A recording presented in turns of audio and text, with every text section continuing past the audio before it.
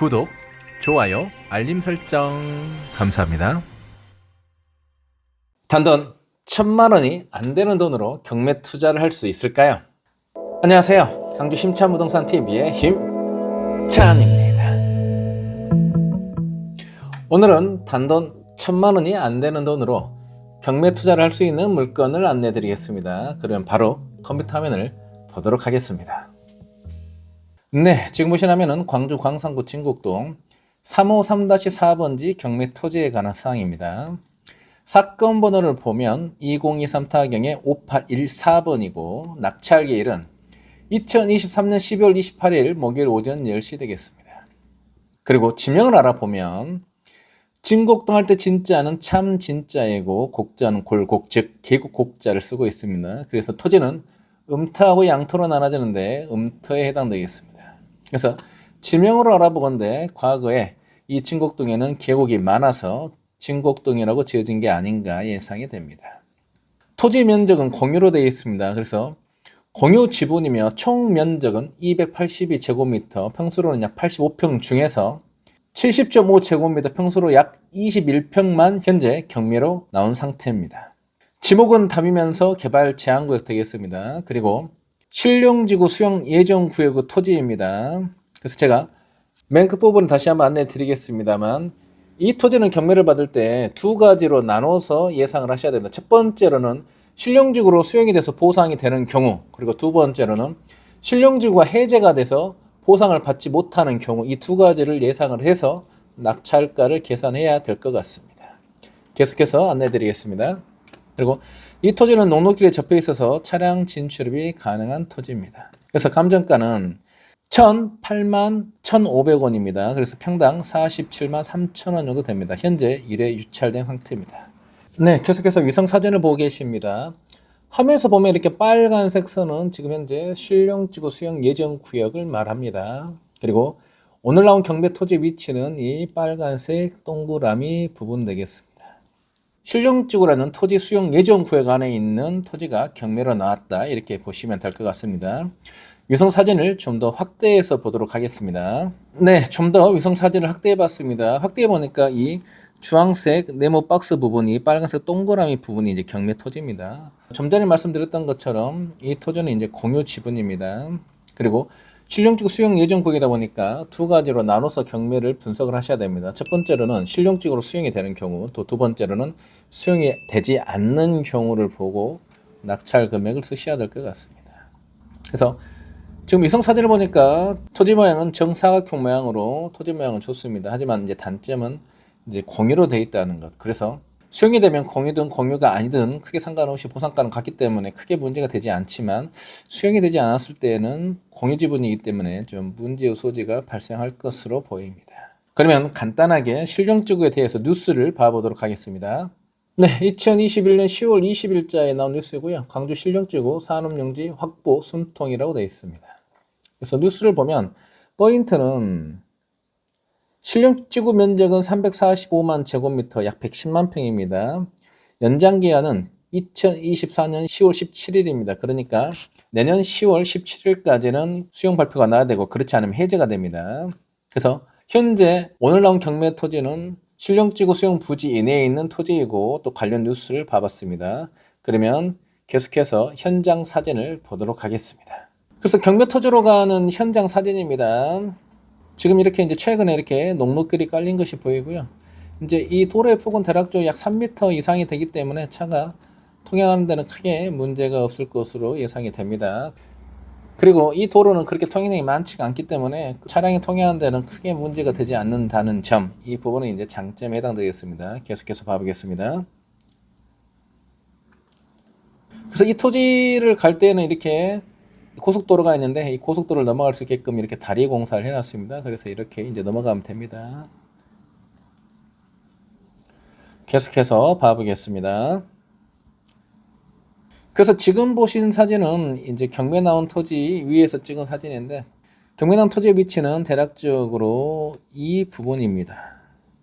그래서 이 토지에서 이렇게 보니까는 녹록길이 접해 있으니까 차가 이렇게 이 토지 안으로 진출입하는 것은 가능하다. 즉, 이 부분은 장점으로 보입니다. 하지만 좌측으로 봤더니 이렇게 고속도로가 있습니다. 그래서 좀 소음이 좀 들립니다.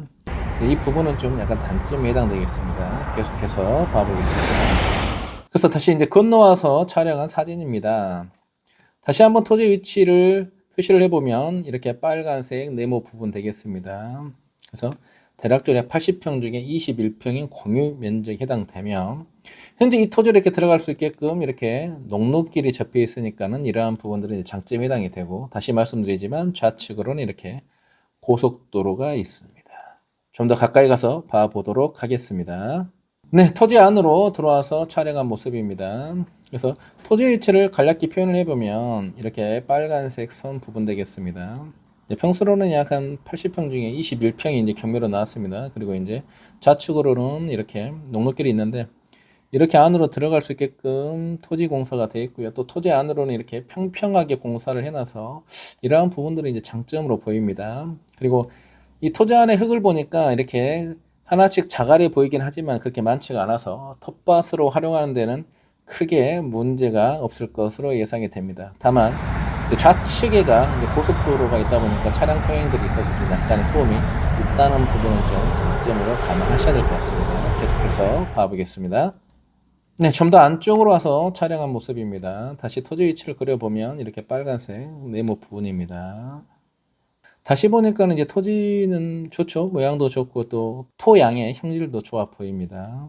그리고 이제 뒤에 보니까는 이렇게 또 농사를 지으시는 분들도 있습니다. 계속해서 봐보겠습니다. 좀 더 위에서 이제 다시 촬영한 모습입니다. 그래서 벽면에 나온 토지 모양을 다시 보면 이렇게 위치가 되어 있습니다. 그리고 이제 좌측으로는 이렇게 이제 녹록길이 있고 우측으로는 이렇게 이제 고속도로가 있습니다. 이렇게 뒤로는 산이 있고 해서 이렇게 간단하게 텃밭을 활용하기에는 이제 크게 나빠 보이지는 않습니다. 그래서 이 토지는 경매 받을 때는 다시 한번 말씀드리지만 크게 두 가지로 나눠서 경매를 받아야 됩니다. 첫 번째로는 수용이 되는 경우. 실용적으로 수용이 되게 되면 나라에서 이제 보상을 받고 나오는 거기 때문에 크게 공유 지분이다 하더라도 크게 문제가 되지 않습니다. 하지만 수용이 되지 않았을 경우에는 이제 문제가 발생할 것 같습니다. 그래서 이 토지는 경매 받을 때는 두 가지로 나눠서 예상해서 경매를 받아야 된다는 점은 꼭 감안하셔야 될 것 같습니다. 그 부분은 제가 후반부에 다시 한번 상세하게 설명을 드리도록 하겠습니다. 계속해서 봐보겠습니다. 네, 계속해서 낙찰가를 분석을 해보겠습니다. 오늘 나온 이 경매 토지는 보상을 받을 때는 크게 두 가지로 나눠서 경매를 예상하셔야 될 것 같습니다. 첫 번째로는 실용적으로 수용이 되는 경우입니다. 수용이 되게 되면 국가에서 사가기 때문에, 즉 보상을 해주기 때문에 크게 문제가 되지 않습니다. 최근에 첨단 3지구 수용된 가격으로 예상을 해봤을 때 예상되는 수용 가격은 대략적으로 평당 60만 원 정도가 예상이 됩니다. 그러니까 현재 지금 감정가가 약 평당 47만 원이니까 약 13만 원 정도 더 보상을 받을 수가 있죠. 또 1회가 유찰이 됐기 때문에 현재 약 700만 원 정도의 낙찰을 받은다면 훨씬 더 그 금액은 떨어지니까 수용이 된다면은 투자라는 데는 크게 문제가 없을 것으로 예상이 됩니다. 그리고 두 번째로는 수용이 되지 않았을 경우입니다. 그래서 수용이 되지 않았을 경우에는 대략적으로 얼마 정도의 낙찰을 받는 게 나을지를 한번 알아보도록 하겠습니다. 시세를 알아본 데는 크게 네 가지가 있습니다. 첫 번째로는 공시지가법이 있고요. 두 번째로는 주변 인근 거래 사례법이 있고요. 세 번째로는 유사지역 거래 사례법이 있고요. 마지막으로 네 번째는 이 토지 현장에 직접 방문해서 종합적인 사항을 고려해 판단하는 것입니다. 그러면 공시지가법을 알아보도록 하겠습니다. 네, 계속해서 오늘 나온 경매 토지 정보를 보면서 공시지가를 보도록 하겠습니다. 아래 부분에 보니까 공시지가가 제곱미터당 69,500원으로 나와 있습니다. 그래서 저 힘찬이 공시지가를 봤을 때 예상되는 평당 시세는 약 70만 원 정도로 돼 보입니다. 그런데 이 토지는 지금 현재 공유 지분이거든요. 그래서 공유 지분이었을 때는 시세에서 대략 약 한 40에서 50% 정도로 감가상각하는 게 좋습니다. 그래서 저 힘찬이 봤을 때에 수용이 되지 않는다는 가정하에 공시가로 봤을 때 시세는 대략 약 한 35만 원에서 40만 원 사이로 예상을 하는 것이 좋을 것으로 보입니다. 그러면 계속해서 주변인근 거래사례법을 보도록 하겠습니다. 네, 계속해서 주변인근 거래사례법을 보기 위해서 실거래 사이트를 보겠습니다. 오늘 나온 경매토지의 위치는 지금 현재 빨간색 동그라미 부분입니다. 근데 주변으로 해서 이렇게 거래가 된 것들이 보이는데 지금으로부터 한 6년 전 2017년도에 거래가 됐고 또 전답이 아닌 임야기 때문에 이러한 부분들은 거래 사례로 보시면 안 됩니다. 그래서 이건 배제를 하도록 하고요.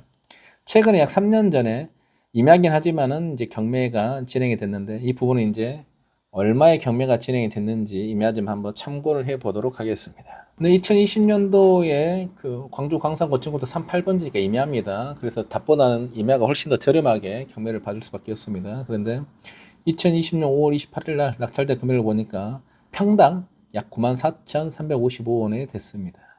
그래서 이 부분 또한 주변인근 거래사례법으로 참조하기에는 적합하지는 않습니다. 그래서 이런 경우에는 주변인근 거래사례법을 무시를 하고 공시지가법과 감정가 그리고 현장에 방문했을 때의 상황을 고려해서 시세를 정하는 것이 좋을 것으로 보입니다. 네, 그러면 종합적인 상황을 고려하여 계속해서 시세를 안내해 드리겠습니다. 그래서 공시지가법으로 보나 또는 주변인근 거래사례법으로 보나 또는 감정가 및 직접 현장에 방문해서 판단해 봤을 때 저 힘찬이 평당 예상되는 시세는 대략적으로 약 평당 35만 원이 되겠습니다.